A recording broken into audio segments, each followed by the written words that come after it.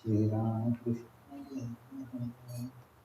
Om Krishna Krishna Mahakrishna Krishna Krishna Sante Krishna Chaitanya Swaha Om Bhuta Shri Shri Dev Shri Sushumna Katena Ram Shri Swaha Om Yam Yukta Shri Ram Swaha Om Ram Sankota Shri Ram Swaha Om Ram Shri Sushumna Katena Om Shri Ram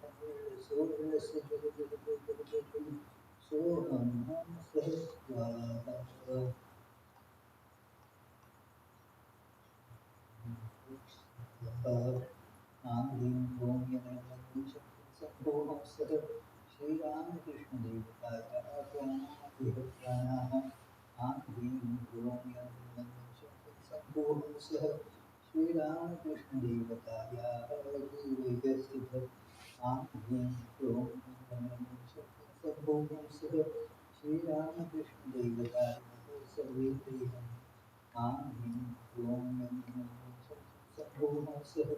Shri Ram Krishna Devaya Vamanaśyachyutasotradhana Viharvasasiddhantu Swaha Om Sanatikamantrasya Vaishnava Devi Amrita Saraswati Devi Swara Shaktiya Avyaktam Prilatam Sarvam Siddhave Sudhyo Om Shri Guru Om Shivaya Namaha Om Namah Shivaya Shri Shivaya Namaha Om Shri Surya Namaha Om Namo Narayana Shri Narayana Namaha Om Prem Jai Gaye Namaha Om Namo Samasta Pujana Devata Namaha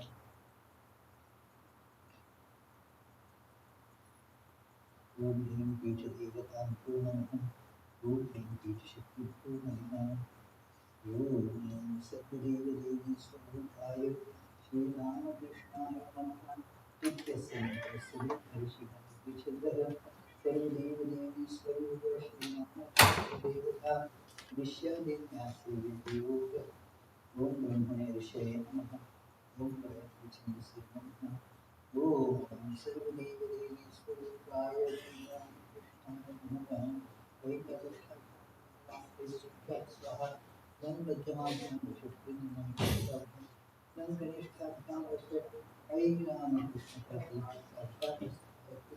Ai Nandana Kusastabhyam Shikandi Vishwa Ninkosai Nitabhyam Vishwa Ai Ramakrishna Prati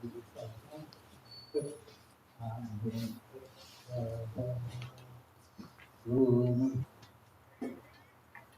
Vijayakamalamanshe Rajitam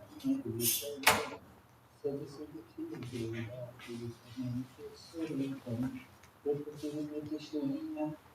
Nityamanandamurti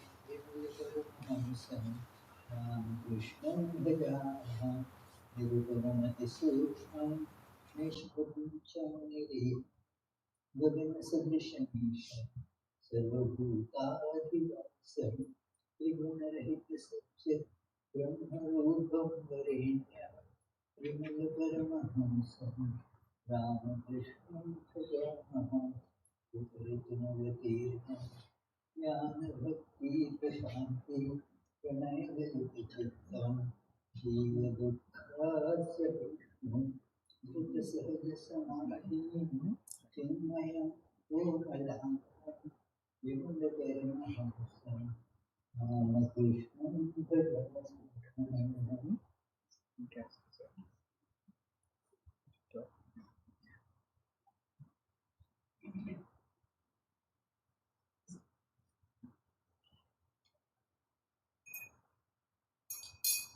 Om भूतपद्मासनजत्यात्सहस्रारचितामृतैः पाद्यं चरणयोर्दद्यात्मनिस्पर्शं वेदये तेनामृतेनाचमनीयं स्नानं तेन पुरस्कृतम् आकाशतत्त्वं वस्त्रं स्यात् गन्धस्याद्भं चित्तं प्रत्येकहेतुस्त्वं धूपं प्राणान् प्रकल्पयेत् तेजस्तत्त्वं च दीपार्थं नैवेद्यं स्यात् सुधां बुद्धिः अनाहतधनुर्घण्टा वायुतत्त्वं च चामरं सहस्रारं नक्षत्रं शब्दतत्त्वं च गीतकम् नित्यमिन्द्रियकर्माणि चाञ्चल्यं मनसस्तथा सुमेखलां पद्ममालां पुष्पं नानाविधं तथा अमायाद्यै भावपुष्पैः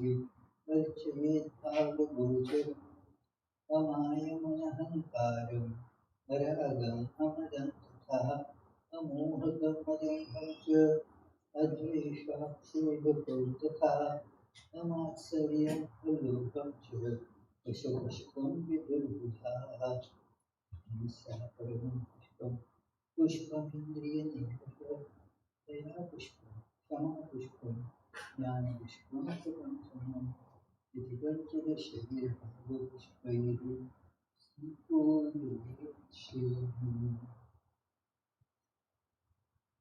ॐ पीठभूताभ्यो नमः ॐ पीठशक्तिभ्यो नमः ॐ सर्वदेवदेवीस्वरूपाय श्रीरामकृष्णाय नमः ॐ येषगन्धः सर्वदेवदेवीस्वरूपाय श्रीरामकृष्णाय नमः ॐ सचन्दनपुष्पं सर्वदेवदेवीस्वरूपाय श्रीरामकृष्णाय नमः ॐ वनस्पतिरसो दिव्यो गन्धार्थः सुमनोहरः आधेयं सर्वदेवानां भूतोऽयं प्रतिगृह्यताम्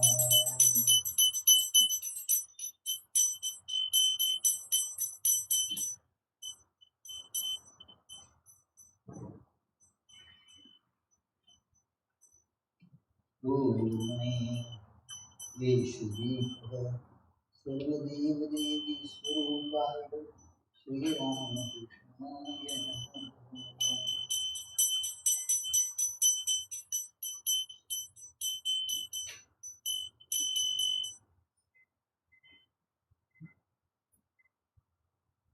ॐ एतस्मै सोपकर्णनैवेद्याय नमः ॐ एतस्मै सोपकर्णनैवेद्याय नमः ॐ एतस्मै सोपकर्णनैवेद्याय नमः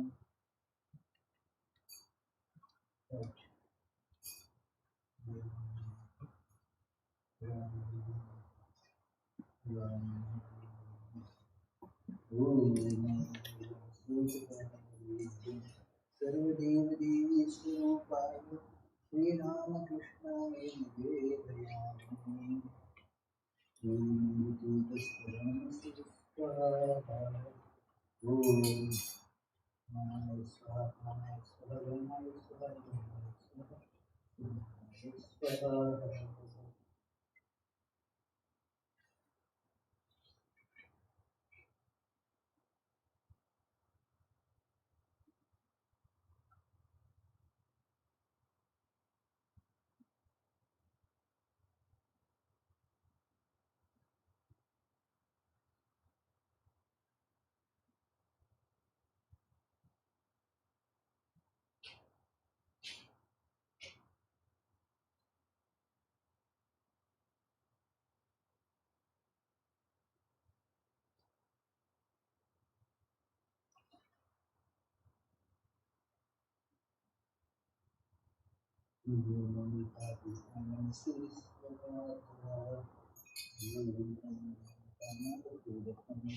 सर्वदेवदेवी स्वरूपाय Sri Rama Krishna Jai Om Lakshman Yudham Sarvadevadi Swarupaya Namo Vidyam Dhammamudachu Sarvadevadi Swarupaya Sri Rama Krishna Jai Om Sarvadevadi Swarupaya Sri Sarada Devi Om Surpatane Vidyam Srimad Vivekananda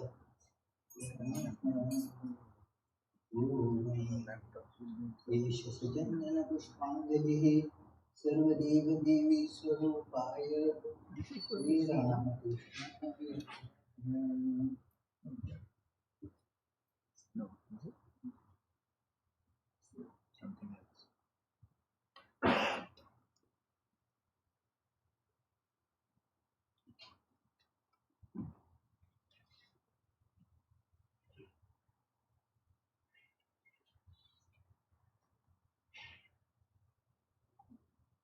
So now we will have the arati.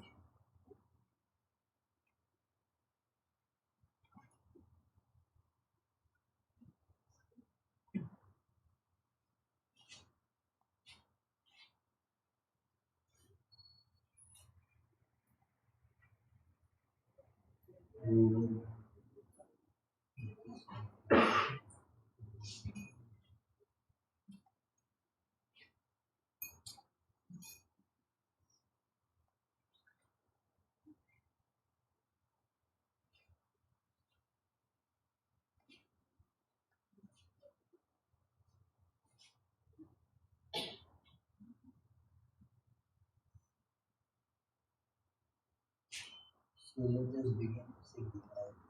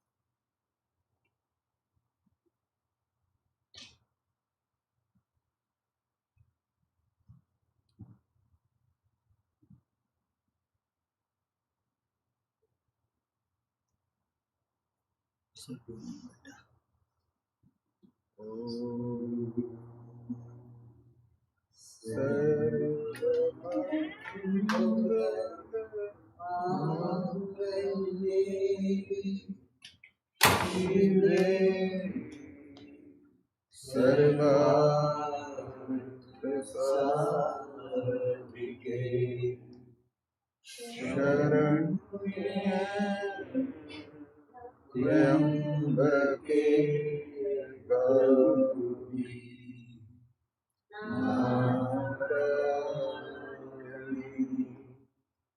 नमोस्तुते श्री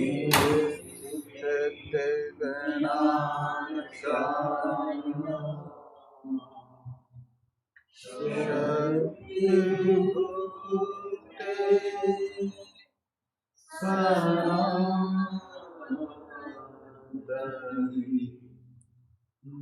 गुणाश्रये गुणाश्रये नारायणी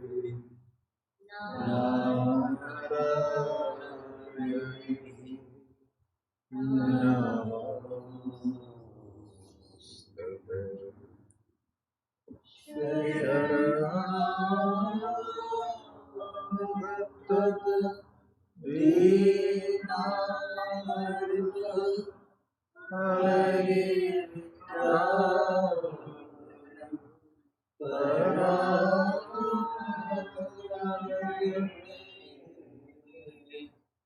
शरणागत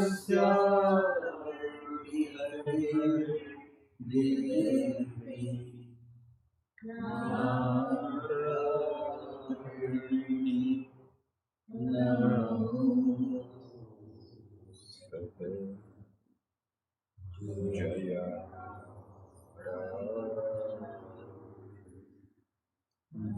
नमोस्तुते जय नारायणी नमोस्तुते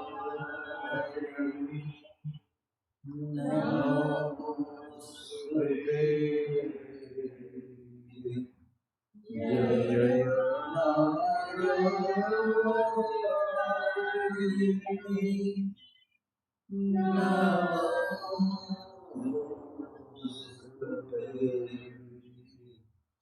जय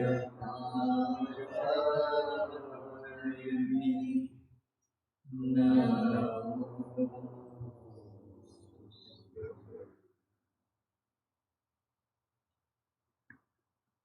जय श्री राम कृष्ण देव की जय जय श्री शारदा देवी की जय जय श्री स्वामी विवेकानंद की जय जय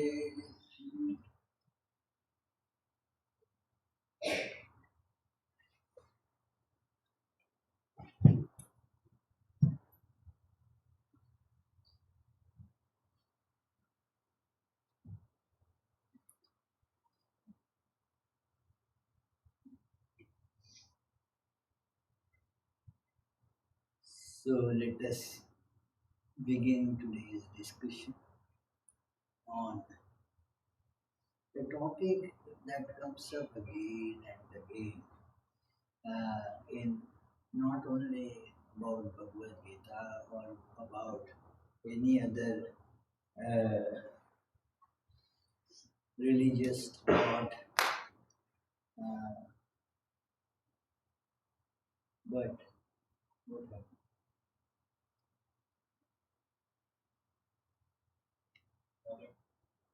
Volume. Is the volume okay there? For the web, is the volume okay? Fine. Okay. The volume is okay. Rajesh, can you hear? Loud and clear. Loud and clear. Okay, okay, good. Yes, the message should get in loudly and clearly about the today's great topic. It is. It comes again and again Because when there is a question about where is God, okay, let us begin with our initial opening prayers. Vande Shridharam Krishnam Smayana Mukhabujam Pītāmbaradharam Nīlam Mālyachandanam Bhūshitam Radha Chitta Saundarya Sumahoti Parat Parataram Devam Brahmananda Prabhavanti Om Pathaya Pratibodhitam Bhagavata Narayanena Swayam Vyasena Grathitam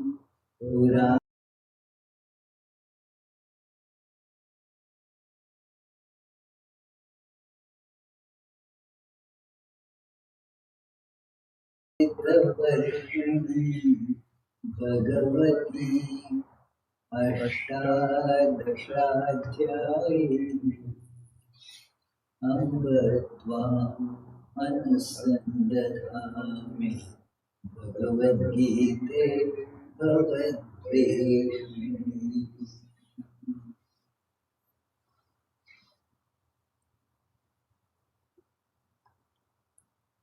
So we had seen a few times that Bhagavad Gita, who is called here Mother, Amba Tvam Anusandadhami. Amba means mother. And how is this mother? Why should we follow this mother? Anusandadhami means Anusandhan is a very beautiful word. That is, according to your teachings, I mold my behavior. I search uh, after your secret. It contains lot of subtle nuances. Anusandhan. It means also continuity.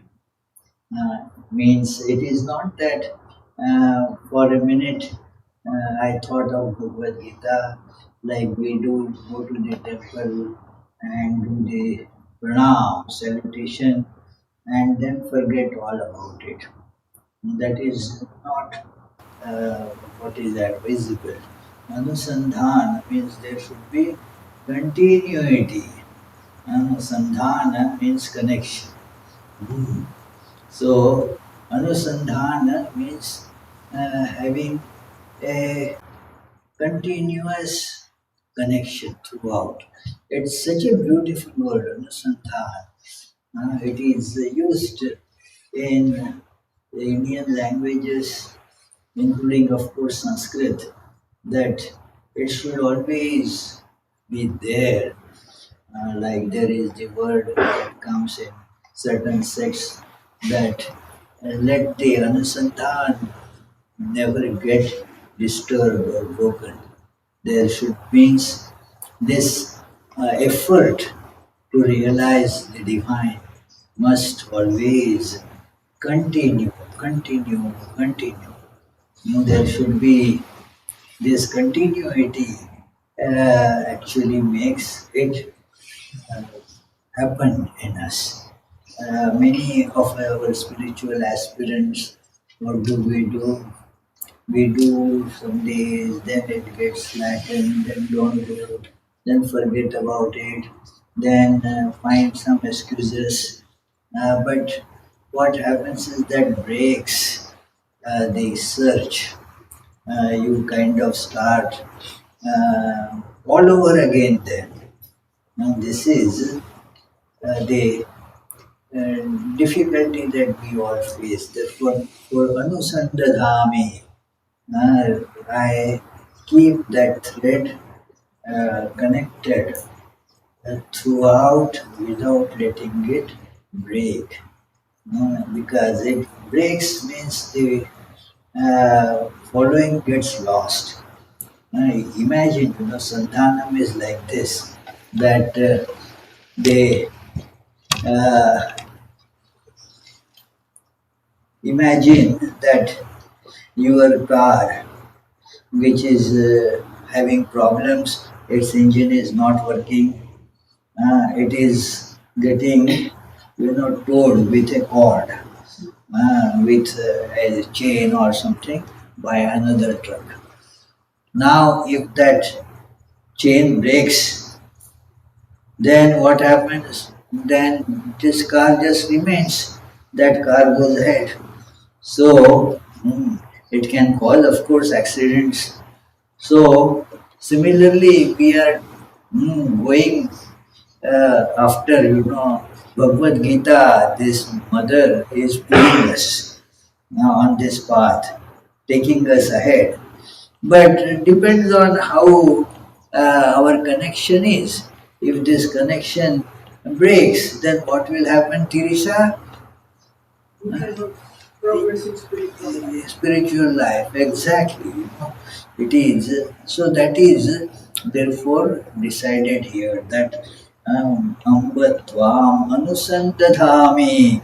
Oh, Mother Bhagavad Gita, I will be having your Anusandhan.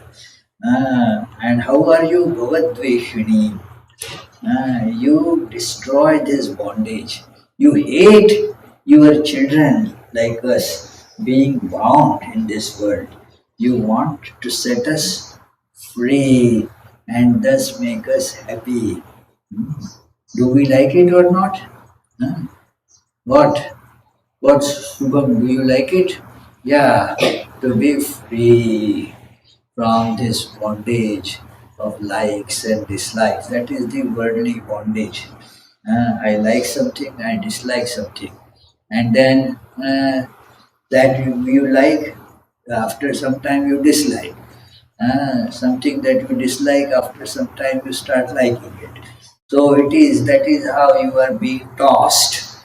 So this is a bondage, and this bondage needs to be broken. That this mother breaks that bondage. This is the mother that takes care of our true welfare. Uh, that normal genetic mothers, they take care of certain physical aspects. But this is a far important aspect, that spiritual aspect. It is an all-encompassing motherhood, that it takes care of everything, that physical, mental, spiritual. So this mother is being followed by us. It is the verb is very nice too. Manusandadhami. The onus is on us, that Bhagavad Gita will take us, but we have to hold on to it. Anusandhan, that Anusandadhami. This Sanskrit means I am following you. There is. So if we don't follow, then Bhagavad Gita cannot be blamed for that. The following should be done by us, and it should be Anusandhan, means this following should not be broken on some flimsy, meaningless excuses. One girl used to stay this in Providence, and I used to tell her that, oh, you must go for running every day. And then she would give some excuses. No, I didn't go out. It was likely to rain. It was not raining, but it is likely to rain, or some other thing. Oh no, today it is cold. So I said that it is what? You keep on giving these flimsy excuses, and she was very argumentative. Ah, she wouldn't agree that. She said that these are not excuses, these are valid reasons. It is, are these valid reasons? Just think about it. So, it is, one must be clear about it. There is, we have to follow, and if we don't follow, nobody is to be blamed what happens to us. It is, if we don't follow, even if there are valid or what invalid or whatever reasons may be there, we are at loss. It is, Bhagavad Gita is not at loss. It is we who are at loss. My most revered Guru Maharaj, he was asked a question.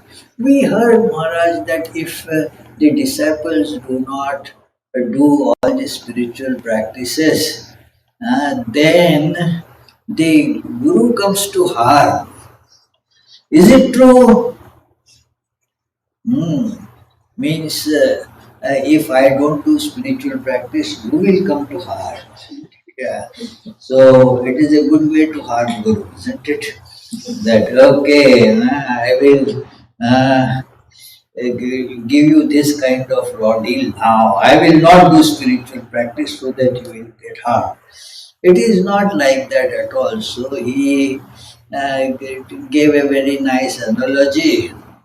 If you go to doctor, doctor gives you medicine for some malady, and if you don't take it, who is going to be at loss? Is the doctor going to get at loss? Doctor got his fee. That's it, you know. Now it is you who don't, uh, isn't it, Teresa? When a client comes to you and doesn't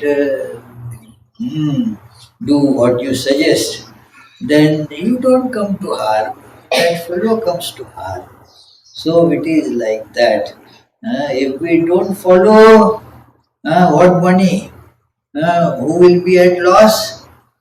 If you don't follow, not that Anupam will be at loss. You will be at loss. So it is important that we have to assume responsibility. Swami Vivekananda says that in Vedanta, all responsibility is on your shoulders. It is God helps, but then it is you who have to uh, take that responsibility, do your part. Do your part, otherwise, it will not be of any use. And this is something that is we all spiritual aspirants must remember. That, oh God, oh, please, what even that is a little effort, but it is not that it is unless you do, God says, I told you, you didn't do, what am I now? It is out of my power now to redeem you. So it is, thus we must be up and doing. Don't lay blame on somebody else. Anusandadhami. What a wealth of meaning is in this beautiful word. Although we had discussed this verse many times, this particular part I don't remember I had discussed in details. So today I thought let me dwell something on it, and then we will turn to the topic, main topic. It is about the presence of God in everything. That is one of the main tenets of the divine, in especially in Hindus. In other religions also it is there, but it is not preached that powerfully. In Hindus, there is no God sitting somewhere in Vaikuntha and all there. That all, even if it is said that God is in Vaikuntha, that Vaikuntha is within us. That God is right with us, right and here. But then confusion comes as to thus, if God is in me, then if I am doing something wrong, God also is doing something wrong because that God is in me. Hmm. So that idea comes up that Sri Ramakrishna has been asked this question that it is so if I do something wrong and God is in me, God does everything. You said that without God's wish, even a leaf of a tree doesn't move. So God is responsible for everything, not me. Holy Mother nicely answered this question when she was asked this. Holy Mother's answer is much better. Uh, Very cryptic answer. Are you saying this knowingly or unknowingly? Means you are just parroting this sentence that God does everything. You don't really know what it means. And God does everything, and then whatever this your instrument, it uh, uses it. So it is you do wrong. Your awareness is that I did this. Sri Ramakrishna told a story that how a man, a Brahmin, killed the cow. Hmm. And then blamed Indra for that with some flimsy logic that hand hit the blow on cow and the presiding deity of hand is Indra. So I did not kill the cow, the sin should go to who? Indra. Huh? What? No, Sandhya, is this logic right? No. Huh? This logic is very flawed logic. And therefore, when the sin went to Indra, Indra said, okay, wait a minute, let us see who did it. And so he comes to that garden and started praising. Oh wow, what a nice garden it is. The one who owns this and who maintains it must have a very nice good sense of gardening, of aesthetics. Wow, must be doing a lot of hard work there. So, listening to the praise, that man came, said, and started telling, oh yes, I planted this, with great thought.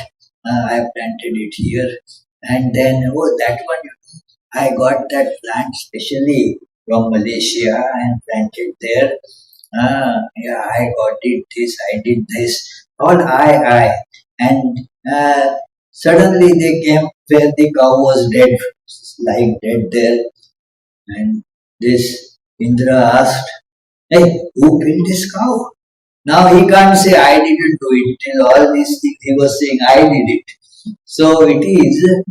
Do we really know that God does everything? It is just parroting a sentence from scriptures. So this chapter begins with a very important message that uh, Arjuna is told that I am going to give you now a very deep secret of one's life and how jnanam vijnana sahitam knowledge uh, as theory and as experience. Experiential knowledge is the main thing. When we have the experiential knowledge, then uh, that is what stays constantly with us. The theoretical knowledge doesn't come to our help when we are in a practically a difficult situation. Experiential knowledge that, yes, I experienced this. So that is vijnana, knowledge with experience. Theoretical knowledge is called as jnana, but jnana sahitam. And what will happen when you get it? Yajnatva mukshase ashubhat. Knowing this, you will be free from all ill effects, inauspiciousness. So that is why this knowledge is important. Theoretically, knowing all this, uh, the scriptures and parroting it, that is not going to rescue us from this bondage of this world. We will still continue to be tortured in the bondage. But if this knowledge is imbued in us at the deep level, then it becomes practically available to us, applicable to us, applicable wherever it is to be applied, it comes there. Otherwise, it doesn't come forth. It is so. Otherwise, you know, but you don't know. When it comes to question of applicability, no, I don't know. So it is. Therefore, Arjuna is assured that this knowledge, along with experience, this word vijnana comes repeatedly in Vedanta. It is in Kathopanishad, in Bhagavad Gita, in other Upanishads also. You see Taittiriya Upanishad, Vijnanam Yajnam Tanute Karmani Tanute Picha. So Vijnana is a very dominant word in Vedanta. It is not that Sri Ramakrishna discovered this.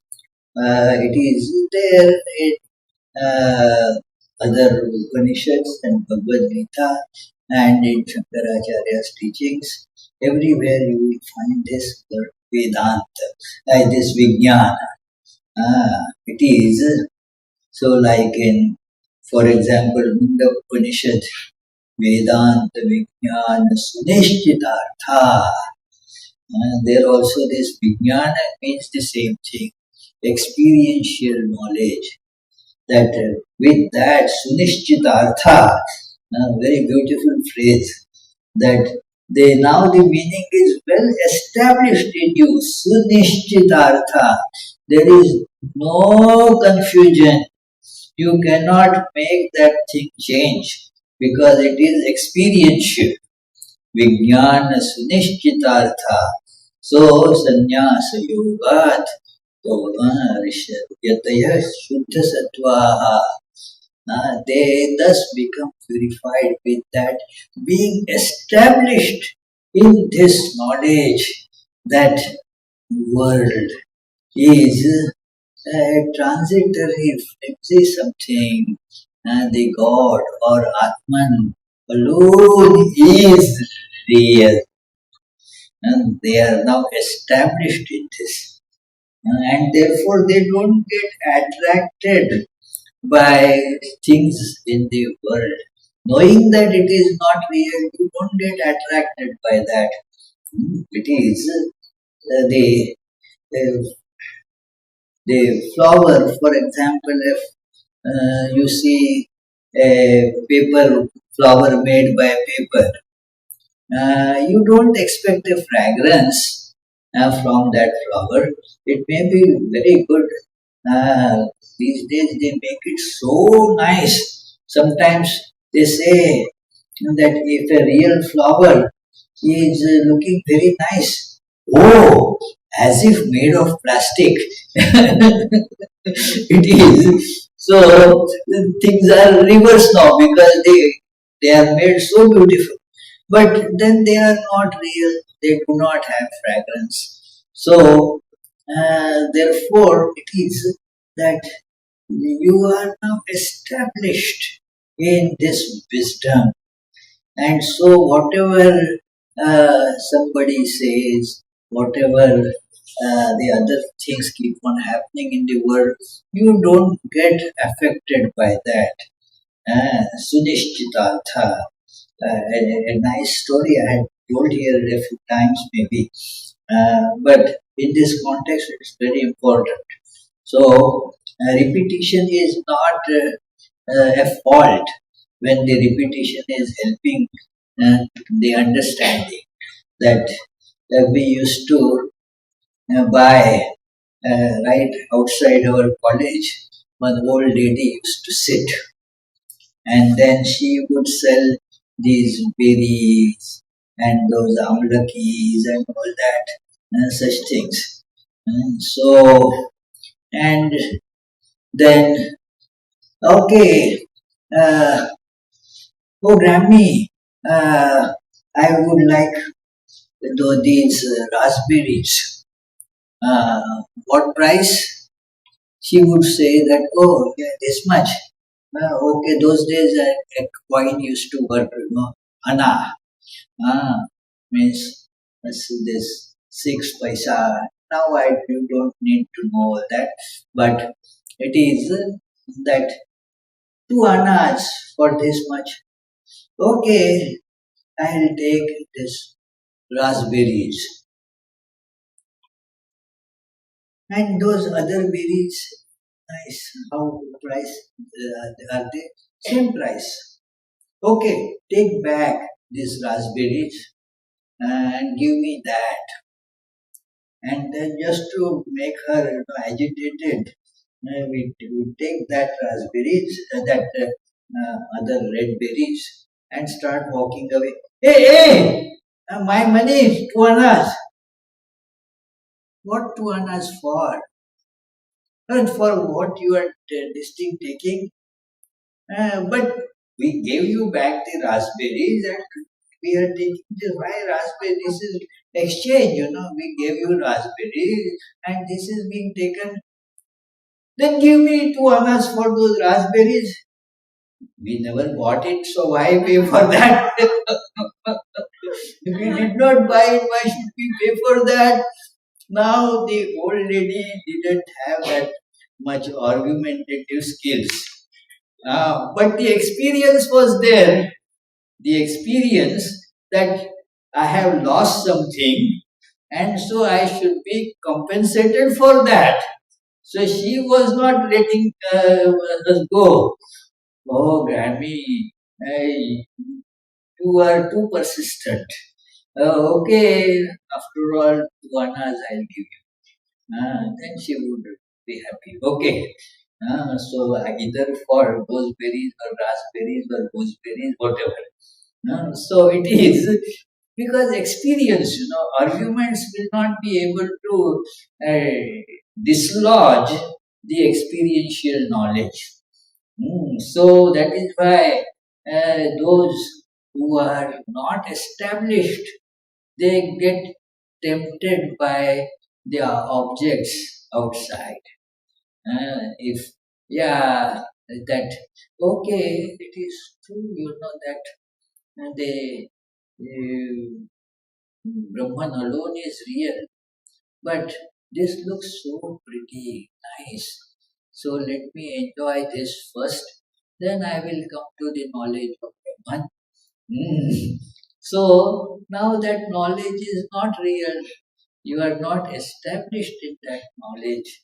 So if one is established in the knowledge, then yeah, it is.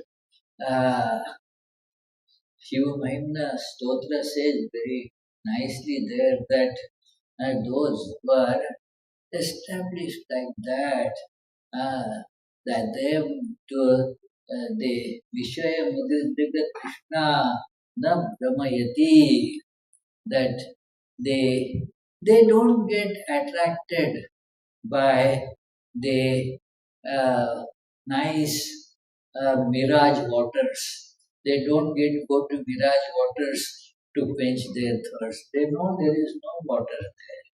Hmm. So, jnanam vijnana sahitam yad jnatva mukshasi ashubhat. Now he brings up that idea that God is in everything.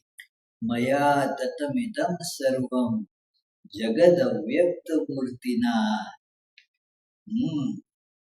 My avyakta means that which is has doesn't have a particularized form, that has pervaded all forms. Everything, everything is pervaded by that. Maya tatam, tatam means pervasion. Maya tatam idam sarvam.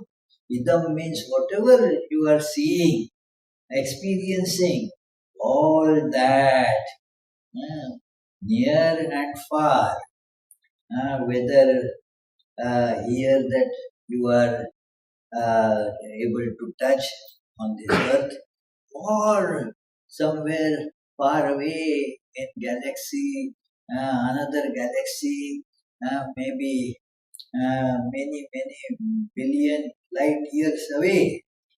So it is. We don't get an idea how far it is. It is. We had one astrophysicist giving some talk, and then he said that particular star there is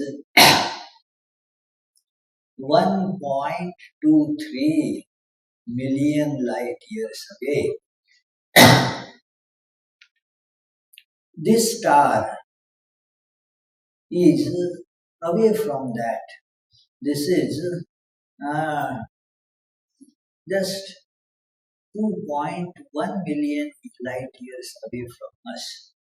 So now we don't get an we thought that it is close by, isn't it? Yeah. No, no. See how much light years difference is in them. They are not likely to collide because there is still thousands of light years distance between them. It is so. Therefore, uh, this whole universe, howsoever big it may be, uh, all pervading by God, near or far. Hmm. It is just as the small objects and the big objects in a movie are all pervaded by the screen. That screen pervades them all. So let us remember this sentence that God is pervading everything right here. What Shubham?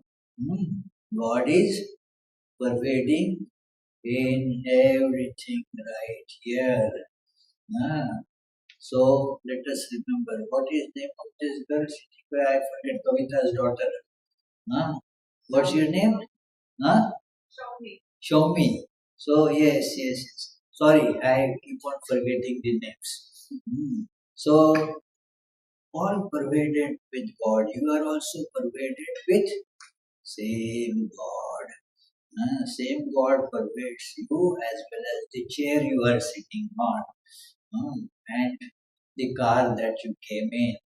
Everything is pervaded by God. Tatamidam sarvam jagat.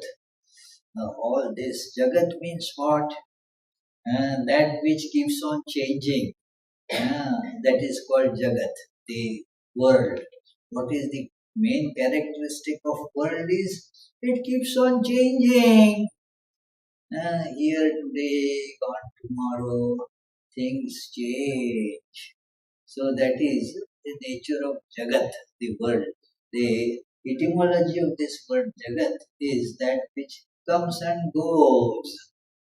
Therefore, it is no point in running after it because you want it now, by the time you try to get it, it is gone. So, but that which pervades it is not gone. So that God pervades all that, and mm, all that you see, says Matsthani Sarvabhutani. All these things that you see are within me. Mm, they are all in me. Wow. Huh? All these galaxies and all that you see, our Adi Maharaj Biru mountain, that also is in God. It is all that everything is uh, inside me. Masthani sarvabhutani. Hmm. But after saying this, the question comes. Uh, it is uh,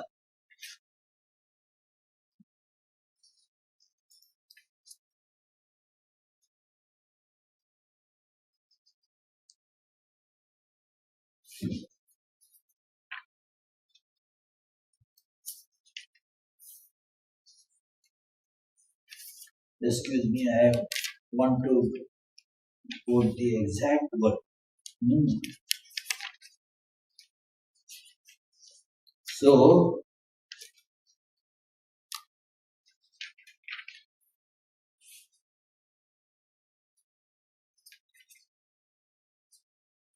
9.4. Hmm? 9.4 and 9. Yeah, 3. The one you're putting is 9.4. Yeah. Yes, 9.4. Masthani sarvabhutani. All these things are in me. But the next part he says is pretty enigmatic. But I am not in them. That nacha aham teshu avasthitah. They are all in me. But I am not in them. What does it mean? I am not in them. Means that doesn't affect me. If something is in me, then that will affect me. But they are not really in me. It is. This is very difficult to feel. Everything is in God, but then, and it is said also, God is in me. God is in everyone. God is in everything. And now God gives a disclaimer. Nachaham teshu avasthitah.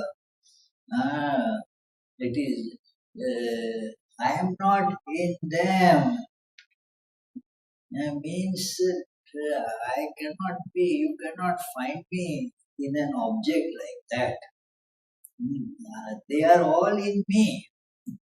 And yet I am independent. I am not caught in anything.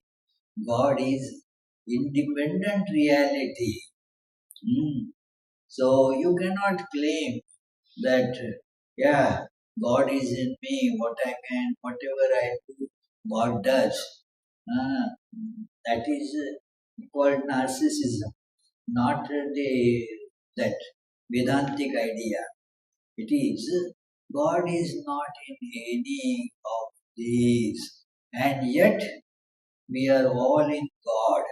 In a different sense, God is in all, to show that what is called all is an illusory manifestation. An illusory manifestation. Like the same example we can take the mirage water. Most of you, if you you could see mirage while driving on the, especially in this kind of weather where there is sometimes the sun appears, sometimes clouds, and then kind of not very clear sunlight everywhere. So when you are driving, already you have an idea that it is cloudy. So although we are not having rain, look there looks like a big pond there. They must have had lot of rain there. No, no rain. It is just mirage. Now that land alone is there, usually a sandy land. That's on the sand you see the mirage because of that there are those undulations in the sand, and so you feel that there is water. Now that uh, sand is in that water that you are seeing. Well, there is no water actually. How you can say that sand is in the water? But what you are seeing is sand alone. So all that water is included in the sand. And also the water means you will be seeing the waves on it. Those waves also are actually manifestation of that sand only. So all small, big, liked, disliked, all manifestations. It is, whether you like the president or you dislike the president, it is only a wave on what? Mirage. Hmm. A wave on mirage. So, every object is like that, whether one likes it or one doesn't like it. And Sandhya doesn't seem to agree with this statement. You don't agree with it. Huh? What? She was shaking her head like that. So, uh, it is the illusory manifestation. So, that is, God says, I am not in any of that because it is not actually there. So, this is to be remembered. And so, the next verse makes it in a way more enigmatic, more difficult, and yet, if you ponder over it, it brings lot of clarification also. That Nachamasthani Bhutani Pashya me Yogameshwaram Bhutabhrit Nacha Bhutastho Mamatma Bhutabhavanaha, nor do things exist may in reality. See how contradictory, isn't it? Eh, Lord Krishna, in many places in Bhagavad Gita, you see that apparent contradiction. Now, why is the contradiction there? Because the truth cannot be properly put in words. The words are having very limited capabilities. So, the ultimate truth, which is beyond words, beyond mind, yato vacho nivartante aprapya manasa saha.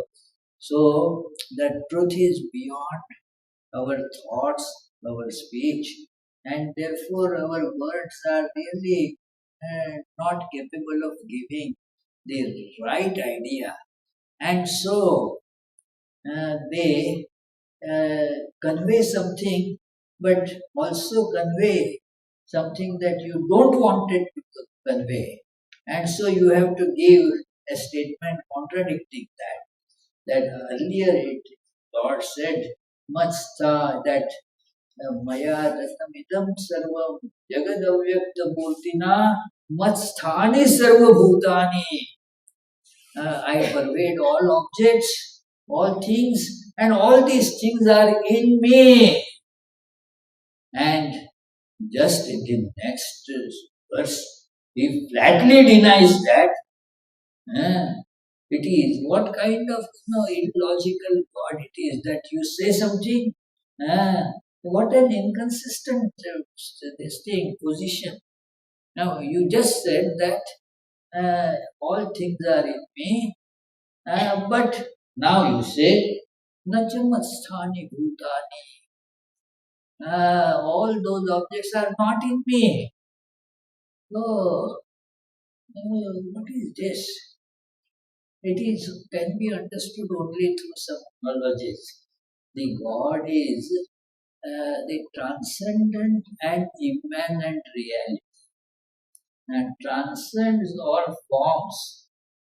God cannot be caught in any forms. But the forms have no independence. Forms depend on God. Like the ocean doesn't depend on waves, but the waves, do they depend on ocean? Huh? Or not? What Ashutosh?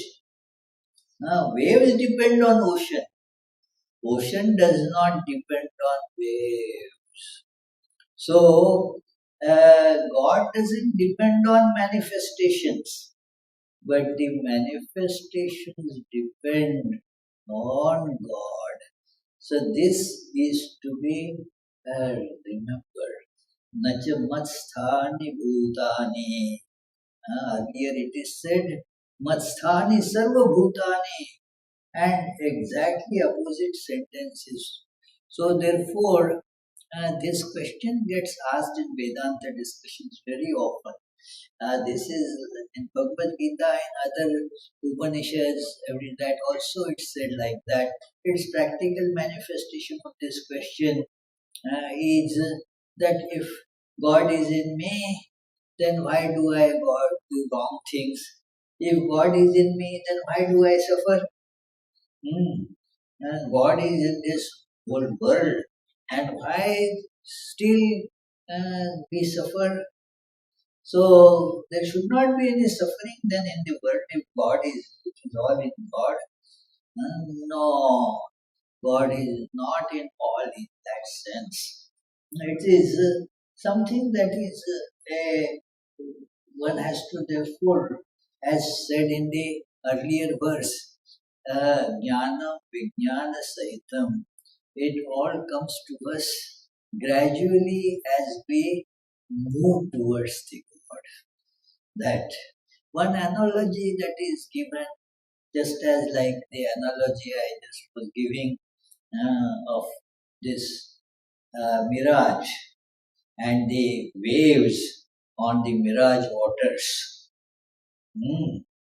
It is, you may think that what a big reservoir of water here it is. It is Swami Vivekananda when he was on foot walking in that desert area in India, Rajasthan. Rajasthan. Any of you have gone to Rajasthan? Yeah, Teresa had recently gone. What Kavita, did you go to Rajasthan? No. Oh, Bengali people, they go to, that Jaisalmer a lot. Because they have read that Satyajit Ray's book or saw the movie Sonar Killa. कि आपने देखे छे तो क्या सोनार केला movie देखे छे सोनार केला देखे नहीं होने के जाए ओखाने so all those those people they are meeting the taxi people and all they know that much Bengali as soon as people come in Jaisalmer bus stop or whatever immediately those taxi drivers or rickshaw drivers they come and say সোনার কেল্লা যাইবেন they don't know any more Bengali but সোনার কেল্লা যাবেন so when I went I heard all that সোনার কেল্লা so what is সোনার কেল্লা this is that it is all Yellowstone the whole city is Yellowstone you didn't go there yeah so no need you I can go back no Jaisalmer so it is That story is very nice. Uh, uh, you read Swami, that story. Sonar Killa. No, you can read. Yeah, yeah. Sonar Killa. Satyajit Ray's very well written story and very well. I didn't see the movie, but I read the book Bengali. In Bengali, I read it. So it is. So uh, now they Swami Vivekananda was walking there. It is all desert area. Jodhpur, Pokhran, and yeah. So while he was walking there, he saw why people call this a desert. So many nice these water reservoirs, lakes are there. This is a land full of lakes. No, there shouldn't be a shortage of water here. Then he was feeling thirsty walking in that heat. So thought that let me go to one of those reservoirs to get some water and quench my thirst. Uh, but as he approached, the lake was also going away. Then he realized what he read in the school books, that this is the mirage. There is no water at all there. It is, yeah. So this world is like that. Uh, Therefore, we meet frustrations sooner or later. The wiser ones see it quickly, and those who are somewhat dull, they take a long time that to find out that there is nothing in this world that can satisfy my desire. Nothing is there. Just as that mirage water cannot satisfy the thirst of, say, a human being or an elephant or even a mosquito, because there is basically no water there. Our Anubhavananji used to say like that improving the world, let us make the world become better. It is like trying to put a water purification plant on mirage water. So it is like that. You cannot do anything there. It is so. God says they are not in me. No, they are illusions. They are not really in me at all. Pashyame Yoga Maishwaram. Look at this. My yoga means that this is my Maya. Through Maya, this all gets created.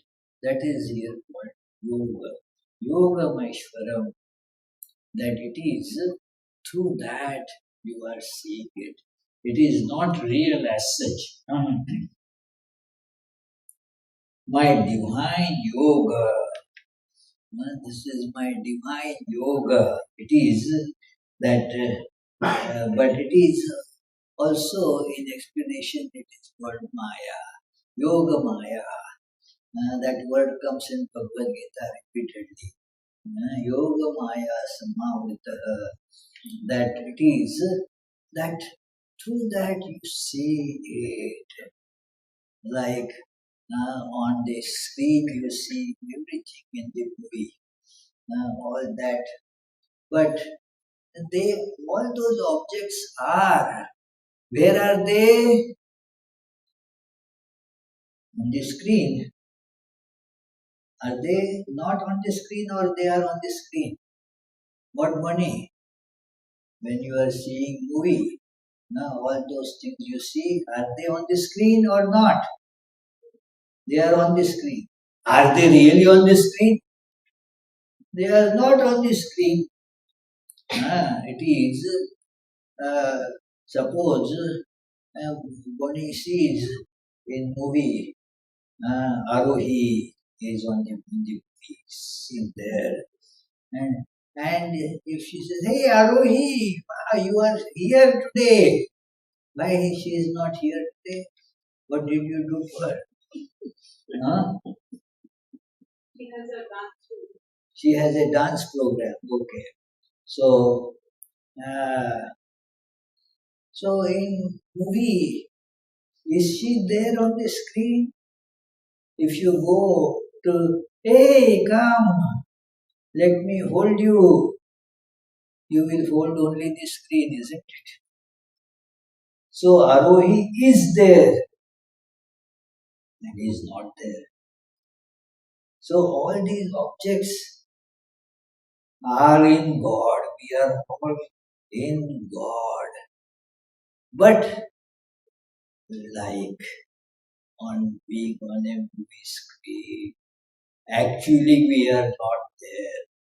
So Nachamasthani Bhutani, this is the highest Vedanta knowledge.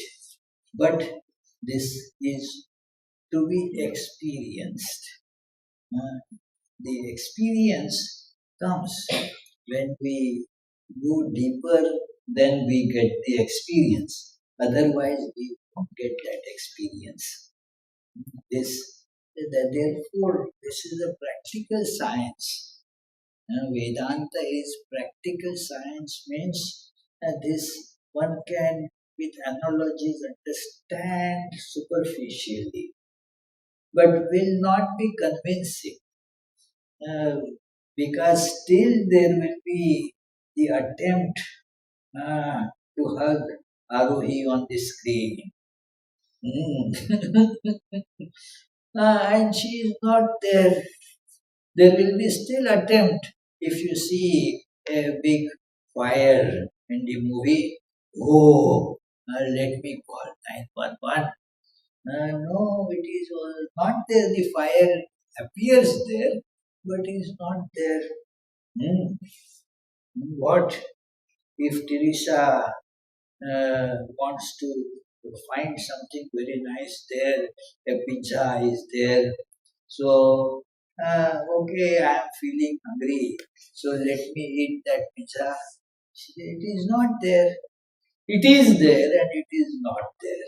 This is called Yogameshwara. It appears and is not there. Sri Ramakrishna therefore used to say, give the what is called magic, magician and the magic. So magician brings out so many things by magic. They are not real. They again vanish. Only magician remains. That's all. I had told you that beautiful, very nice incident that a, king uh, that was that small kingdoms in India. That king, some of his ancestors had fought in the First World War and died. So he wanted, actually badly wanted, to see that First World War. A magician, very well known magician, was there. He was asked, can you um, create that war for me? The magician said, possible, give me 1 month time. And then after 1 month, it was decided that okay, on this day, lot of people were invited. And then the king said, can we do the videography of it? The magician said, you can do, but it will be of no use. Why no use? Whatever we see, it will be recorded there, isn't it? The magician said, we try. Then the magician brought out all that wars.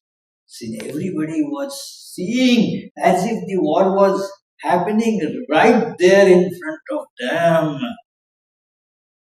The tanks were moving here, there, people were dying, uh, that all bombs were exploding, all that was, everybody was watching. Okay, after about 1 hour show, the magic was over, and so the show was gone. Then king decided to, okay, let us run the movie, this video, and in video only the magician was sitting on the stage. Why, you know? Why? Others were mesmerized, but the camera was not mesmerized, you know. So what actually was there? Only magician was there. The magician, therefore, the camera captured only that which was there. As Sri Ramakrishna says, magician alone is real. This world is Maya. It is just a magic. It is not real. So let us get this double two ideas here, which are complementary. They, what Sri Ramakrishna has always said, and all the Upanishads and Bhagavad Gita maintain this particular verse in the Bhagavad Gita clarifies that the world is illusory like the magic of a magician. No, God is real like the magician. Now, magic comes and goes. Next time he will be showing another magic. The Swami who told this incident told also another very well-known incident, that there was that very famous magician P.C. Sarkar.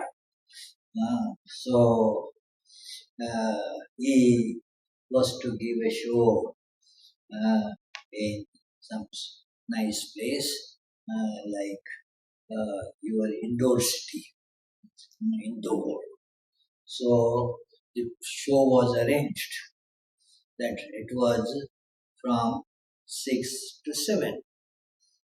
And then because he was such a well-known magician, lot of tickets got sold, the hall was full even before 6 o'clock.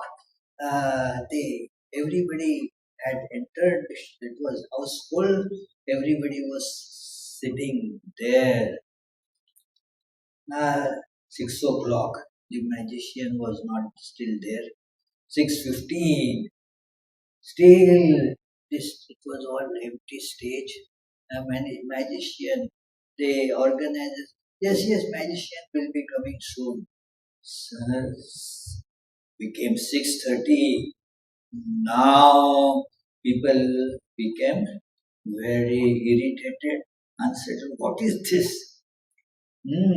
At 6:45, they started shouting, throwing chairs, and denouncing these organizers and the magician. And then just about 5 minutes to 7, the magician comes with a very angry demeanor. What? This is, I had heard good words about indoor, and therefore I came. As you people so rowdy here? Eh? What is this? The show was from 6 to 7. Look in your watches. People saw their watches and they all saw that it is just 6 o'clock. And they apologized. What happened? We didn't. So we are so sorry. It is just 6 o'clock. And then for a few more minutes, the magician gave them some scolding and advice about behaving peacefully, calmly. It is like that. And then, okay, the show was from 6 to 7. Look at your watches, it is 7 o'clock now. So I leave. So, oh yes, it is actually 7 o'clock. Because of this, this is called that mesmerizing effect. The magicians, they get training in that mesmerizing. You see that it is really like that. So it is, and this is how the effect of magic. So this world is like that. Therefore, we get cheated here. We expect something, and that is not there. So we hope for things, and then the hope is dashed. And what we didn't hope, it comes suddenly. So, because it is all unreal. So, what is real? The magician is real. The God alone is real.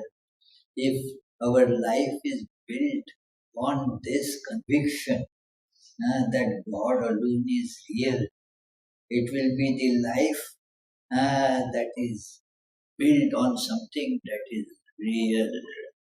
Hmm. It is, then we will not get cheated. Do you agree, Rajesh? The life that is built on reality, because God is real.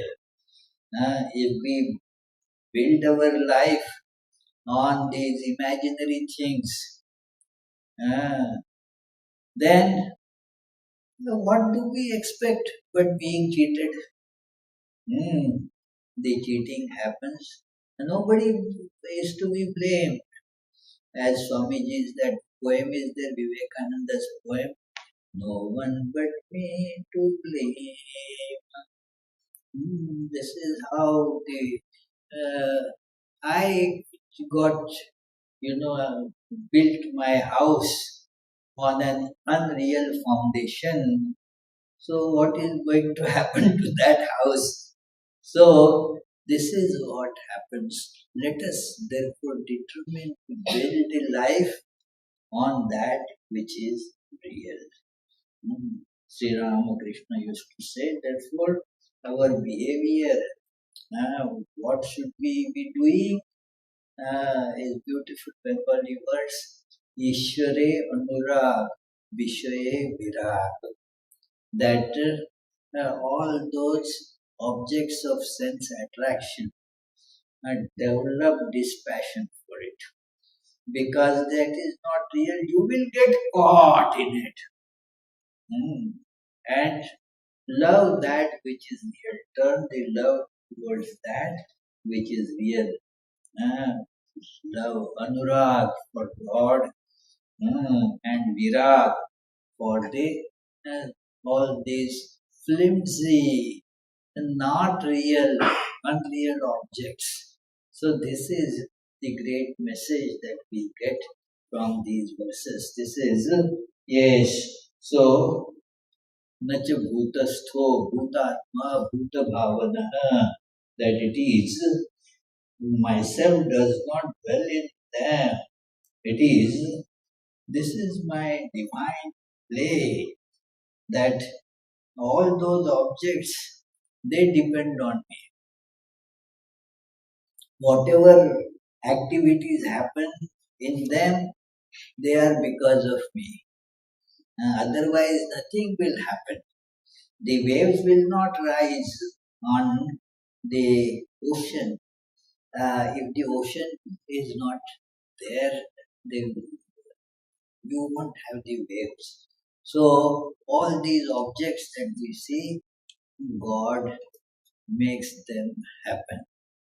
All the objects are dependent on God, but God is not dependent on any of these things. So this is the message here. So we shall conclude. If you have any questions, we can take them up. Let us do the concluding prayers.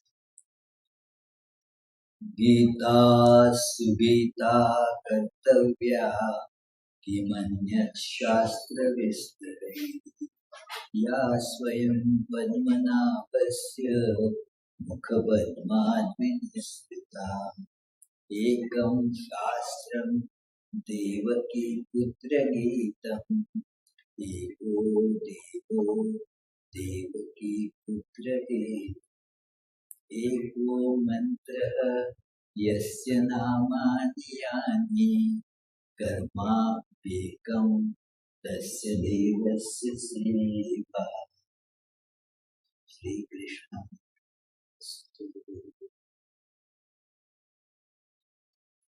Any questions here? Anybody has any question, or Ajit Maharaj has a question? Do you give him a microphone? You can turn this. Yeah, we turn this. Yeah. But what? We don't have a microphone, separate microphone. But turn this so. Yes. Speak loudly. So you will get right there. What happened? Oh wow! Software. This is the mind over body. No.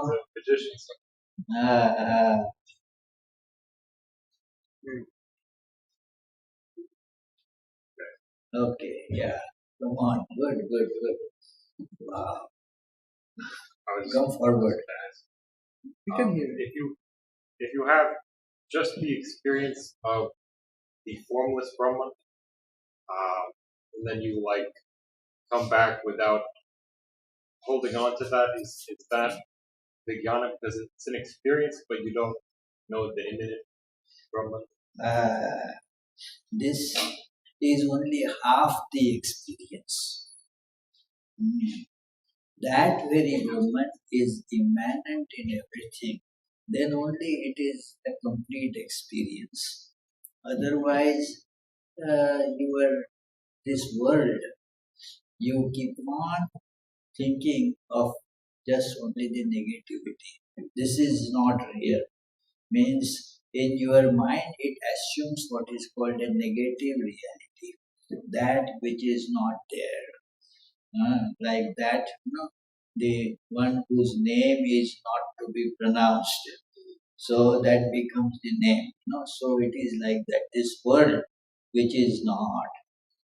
So the transcendence and immanence both together form the proper Vedanta experience. If you have only the transcendental experience, probably that actually doesn't happen.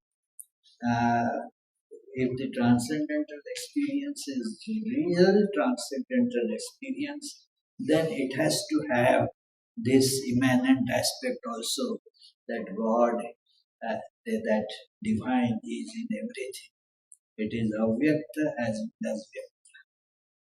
All Upanishads, they are replete with this idea that God is beyond all forms, but forms are not beyond God.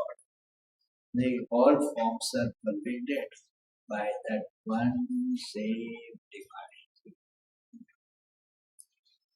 Now turn the camera to her. Can it be? Yes. So 360. Yeah, there you go. Yeah. You come closer. Come. It's okay, we catch it.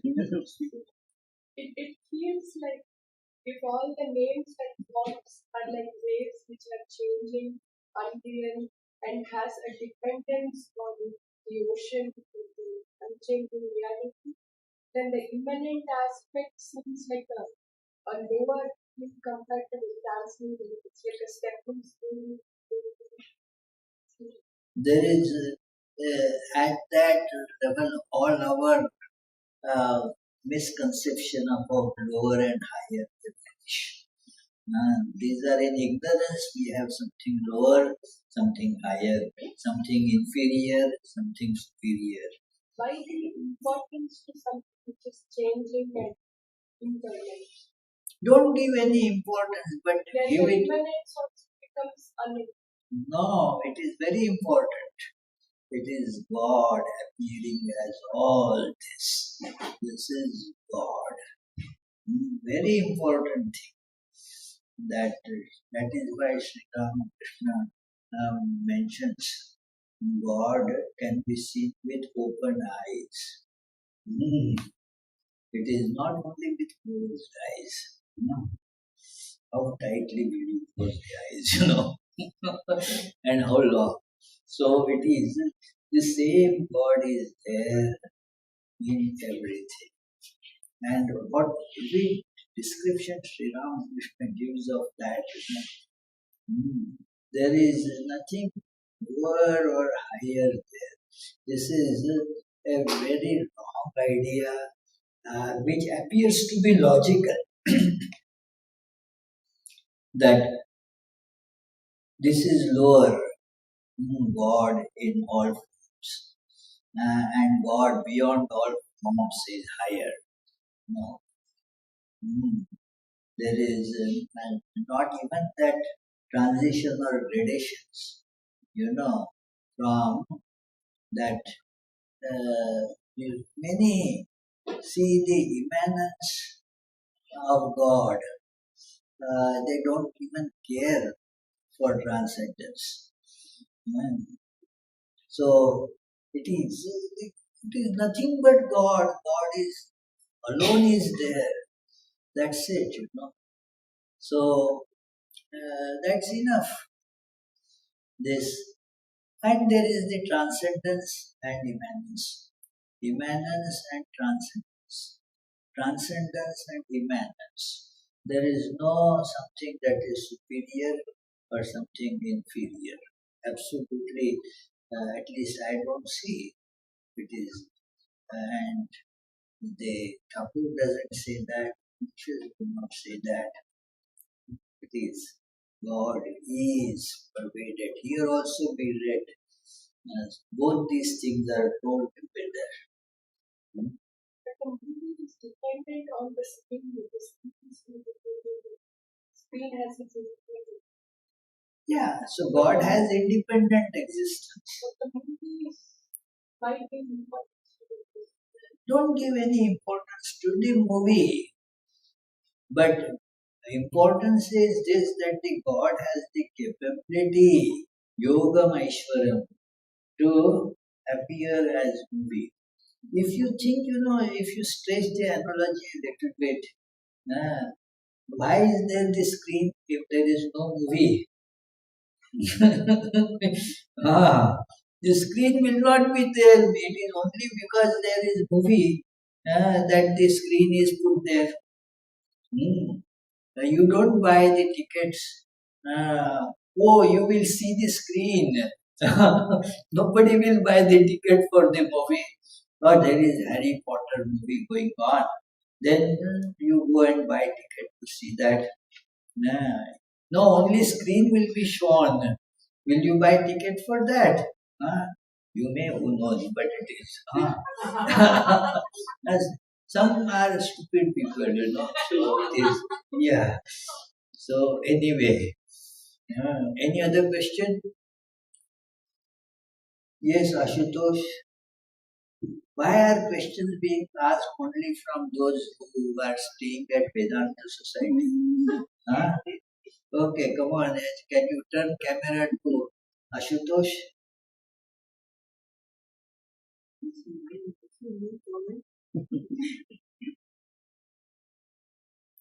What Kavita should ask question. Huh? She doesn't. She's realized so. Okay. Ask. Yeah. First, come on, ask quickly. Huh? Shri Krishna is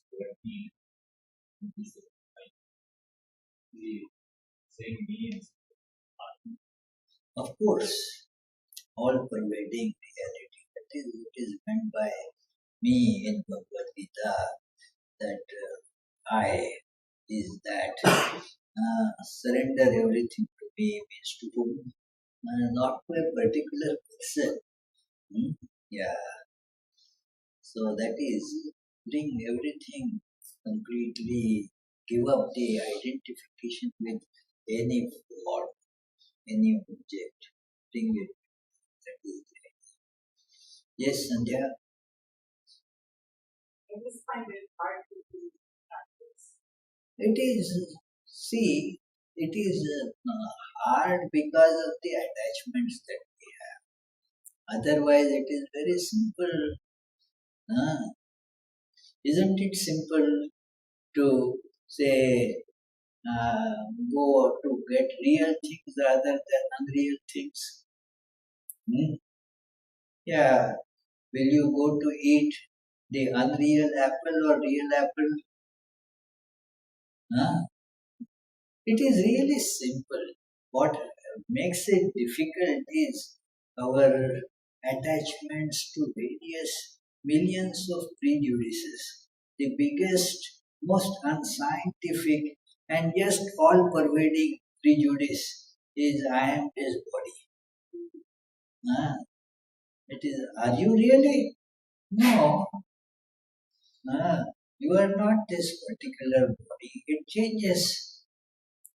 So, which body are you? You cannot say which body are you. Because by the time it is shown, it has changed already. So, therefore, this is a very wrong idea that I am body. Then brings the other ideas. Uh, I am a female. I am a woman. Then the ideas that connected with I being woman, that as woman, but we were telling some other that nice stories with that setup that it is. She said nicely, Sadef, that it is that clock is to be that adjusted to now normal time. Daylight time is saving time is over. So she said, I will wait some days. These are the works that men should do. Normally, I don't accept the inequality only, but when it is convenient, then I bring it up. That it is, oh, let the men, some man, let that man take care of it. So this happens, because I am this identification with body, then identification with being a female, all that, then holding on to it. We don't want to give it up. And that is what makes it difficult to see the truth. That this is all Maya. Acting, acting. If you get attached to a particular role, how problematic it will be. That it is you are Sandhya, but you are acting in a movie in a different role, maybe a role of a man. So, but if you become attached to that, in Sri Ramakrishna's times in that Bengal, it was the men's roles were also taken up by women. So it is. So, but does it mean that if you say forget your real identity and get identified with that role, it becomes so difficult. So it is, one knows, one has to see that this is just a play. I am divine, but divine has taken all these different forms.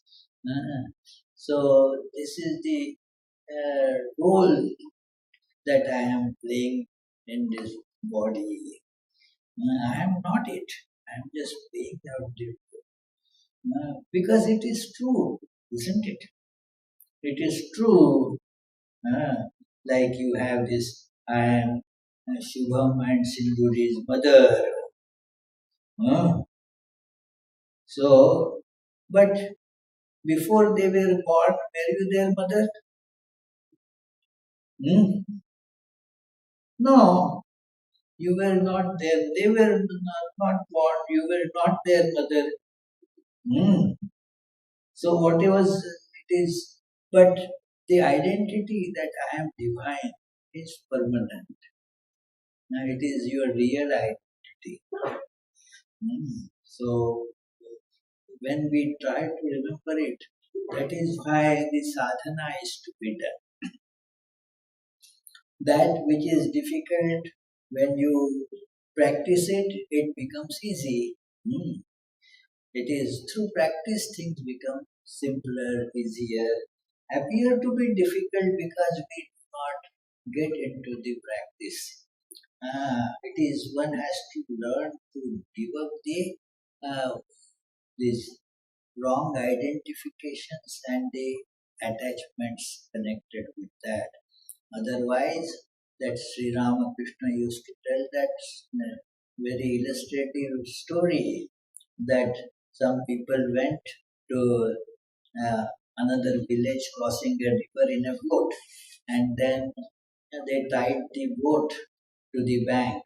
Went in there was some carnival, they moved all around and then drank to the hilt. And so, oh, now we have to go back. It is late night. So, got into the boat and started rowing the boat fast. Uh, and after rowing for 2 3 hours, when the influence of the that ocean came down, then they saw they are where they were. They didn't do an inch. What were they doing? Rowing for 2 hours, 3 hours. They did not untie the boat. So unless we untie ourselves from the unreality, then there is no movement forward. So we have to untie. That is something that is to be done. It is howsoever dear those things. Like, yes, Shubham is so dear to you. Are you? Yeah. So dear to you, he will become much more dear as God. Hmm. If like just a heap of flesh and blood, if he is so dear, uh, like God, how more dear will he be? So build your life on the basis of reality, my dear. So any question on the web? Yeah, there are 3 questions. My. Charles Feldman. Ah, If I don't have the experience of Brahman and spiritual practice is difficult for me, what should I do? well, the question is answered already. That you have to do spiritual practice, whether difficult or easy. It has to be, first of all, it has to be done. Then the question of difficult or easy disappears. It has to be done, that's it. And we always end up doing that which we see that has to be done. I remember one in an interfaith meeting, one pastor in that one church in Attleboro, Massachusetts. She had organized some neighborhood cleaning program and called everybody and said, "No, you will find time. You can find time. Don't give excuse. Do you not find time if suppose your little one is sick? Don't you find time to take that your child to the doctor? You find time for that. Then does everything gets disrupted because of that? No. So similarly, if you want to do things, then you will find the ways to do. That is why that wise saying is there. Where there is will, what? Huh? There is way. So have Charlie, have this strong will, and you will do it. And don't worry about whether difficult or easy. It has to be done. Uh, so if you don't do, then what can be said? There is no way. You have to do it. So it is then the experience will on. It is one has to take some trouble, and we want to that God must do everything. Sri Ramakrishna has done so much for us. As Holy Mother said, uh, to enter the divine domain. As it was earlier, it was bolted. Sri Ramakrishna has removed the bolt. Now you have to just push in and get there. But there also we say if pushing is very difficult, now what to do? It is, you must take at least that much trouble, dear, that push the door and you will get in. Thank you. Nice question. Question from Harsha Jagad. Harsha.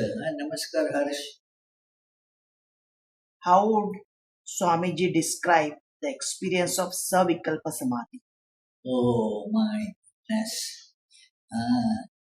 It is a question quite difficult to answer in this context. Savikalpa means there is the samadhi, the merging in God is there, but there is also the memory, presence of this world in the memory. That is the savikalpa samadhi. That there is vikalpa means an option. There is, there is this option. So savikalpa means there is the perception of the world imbued with the presence of God and so forth. So that is called savikalpa samadhi. Yeah. Last question from Rupak Sarkar. Pranam Maharaj. Pranam. Is Vijnani a fully realized soul? Well, good to ask it to a Vijnani. That is, what is the meaning of fully realized?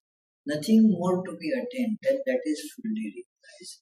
A Vijnani has nothing to attain. So, in that sense, it is fully realized. Yeah. Correct. Thank you. So, let us finish the lunch and then we will start. Just want to say there's like some sticky stuff on there so that you can actually see it on the floor. The people that were here last night didn't take the trash properly, so just be careful where you walk. Okay, walk carefully. Yes. Where You your can shoes? kind of see it, it's shiny. Yes. If If you, it's shiny and it's like sticky. yeah, if you fall and if you break the flooring, then you will be responsible to pay for the repairs. Okay? If you fall, what will happen? The floor will break, isn't it? What, Shubham? Yes. Huh? What? Yes. Sticky situation, exactly. Yeah. So don't fall. Be careful. So let us say grace. Brahmarpanam Brahmahavir Brahmatnam Brahmanamtam Brahmaiva Tena Gantavyam Brahmakaranasamadhina Hari Om Tat Sat Om Shanti Shanti Shanti. O Lord, Please accept the things. Bless us. Make us pure and all loving. May we not accuse, demand, or complain, but love, respect, and cooperate with all. May we not find faults with others, but try to find our own faults. May we not treat others as strangers, but learn to make all of them. May we feel the world to be of peace, peace, peace be unto you.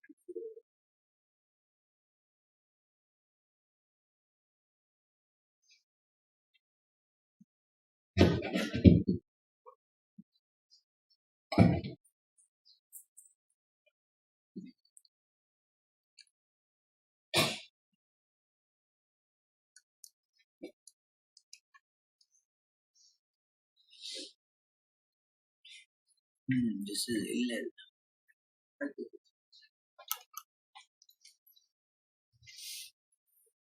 Next one, we are not sure.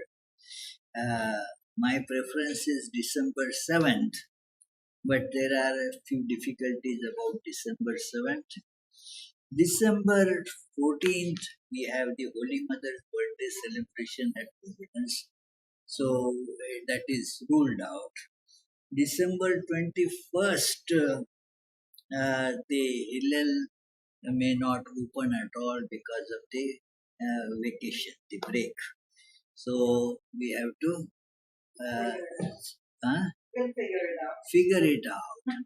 And yeah, so Swami and Kavita can take the responsibilities. What happened today? Yeah. She will be in India. You both will be in Arizona. Okay. Yeah, you want to see Grand Canyon? We're not going to go to that.